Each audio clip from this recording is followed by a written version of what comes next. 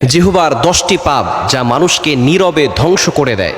এই জিহ্বা এমন একটি জিনিস, নবীজি সাল্লাল্লাহু আলাইহি ওয়াসাল্লাম জানিয়ে দিয়েছেন বুখারী শরীফের হাদিস, যে ব্যক্তি এই জিহ্বাটাকে কন্ট্রোল করবে, অর্থাৎ দুই চোয়ালের মাঝখানের যেই অঙ্গটি রয়েছে সেটা হচ্ছে জিহ্বা, এই জিহ্বাকে যে কন্ট্রোল করবে এবং দুইয়ের উরুর মাঝখানে লজ্জাস্থান, এই দুইটি অঙ্গকে যে ব্যক্তি হেফাজত করবে, নবীজি সাল্লাল্লাহু আলাইহি ওয়াসাল্লাম জানিয়ে দিয়েছেন আমি নবীজি তার জন্য জান্নাতের জিম্মাদার হয়ে যাব। সুবহানাল্লাহ বিহামদি।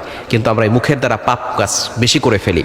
নাম্বার 1, 1 নাম্বার যে পাপ কাজ সেটা হচ্ছে মিথ্যা কথা বলা। এই মিথ্যা কথা মানুষকে ধ্বংসের দ্বার প্রান্তে নিয়ে যায়।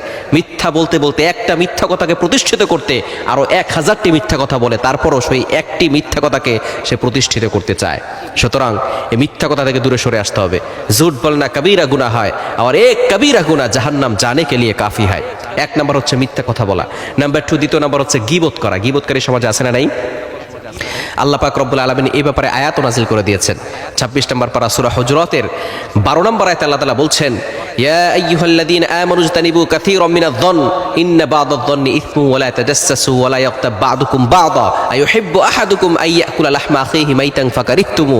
তোমরা কি তোমাদের আপন ভাইয়ের মরা ভাইয়ের গোশত খেতে কি তোমরা পছন্দ করো? কেউ পছন্দ করে না। সুতরাং যে গীবত করে সে কেমন যেন আপন মরা ভাইয়ের গোশত খায়। নাউযুবিল্লাহি মিন যালিক। সুতরাং গীবত কখনো করবেন না। দ্বিতীয় নাম্বার হচ্ছে গীবত করা। আর গীবত, আল গীবাতু আশাদ্দু মিনাজ জিনা, গীবত ইজ হার্ডার দ্যান ফর্নিকেশন, এটা জিনার থেকেও মারাত্মক গুনাহ। নাম্বার 3 নাম্বার হচ্ছে চগলখড়ি করা। নবী সাল্লাল্লাহু আলাইহি ওয়াসাল্লাম জানিয়ে দিয়েছেন লা ইয়াদখুলুল জান্নাতা কাত্তাত, চগলখোর কখনো জান্নাতে প্রবেশ করবে না। এই চগলখোর কে একজনের কথা আরেকজনের কাছে গিয়ে লাগায়, এরকম মানুষ সমাজে আছে না নাই? খবরদার, এই চগলখড়ি থেকে আমাদেরকে দূরে সরে আসতে হবে। নাম্বার 3, তৃতীয় নাম্বার হচ্ছে অশ্লীল গালি দেওয়া। কিছু মানুষ আছে দেখবেন কথায় কথায় গালি দেয়, এটা মূর্খ ব্যক্তিদের কাজ। কথায় কথায় গালি দেওয়া এটা শিক্ষিত ব্যক্তির কাজ নয়। এই যে অশ্লীল গালি দেওয়া, এটা কখনো করবেন না, এটা একজন মুমিনের আলামত নয়। 5 নাম্বার হচ্ছে কাউকে মন্দ নামে ডাকা, উপহাস করা।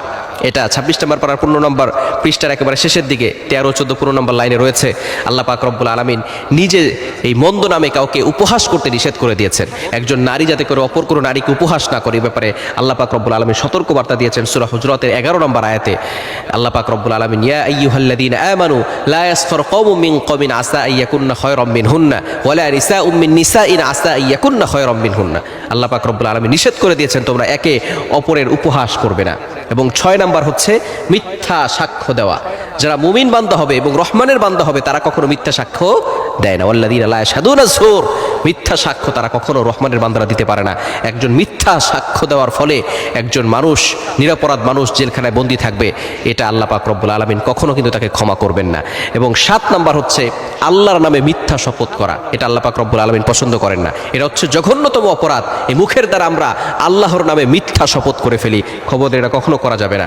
এবং 8 নাম্বার হচ্ছে কাউকে খোঁটা দেওয়া। আপনি একটা জিনিস দিয়েছেন আবার সেটা আবার চাচ্ছেন অথবা খোঁটা দিচ্ছেন, এই খোঁটা দেওয়াটাকে আল্লাহ তাআলা পছন্দ করেন না। 9 নাম্বার হচ্ছে অনর্থক কথাবার্তা বলা। মুমিন ব্যক্তি কখনো অনর্থক কথাবার্তা বলে না। ওয়াল্লাযীনা হুম আনিল লাগভি মুরিদুন, মুমিনরা সব সময় আল্লাহর প্রশংসা করে, তারা মুখ দিয়ে অনর্থক কথাবার্তা বলে না।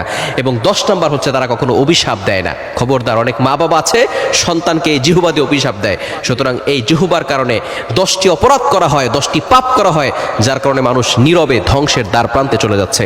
আসুন আমরা এই জিহ্বাটাকে কন্ট্রোল করি এবং নবী সাল্লাল্লাহু আলাইহি ওয়াসাল্লামের সুপারিশ অনুযায়ী আমরা জান্নাতে চলে যাই।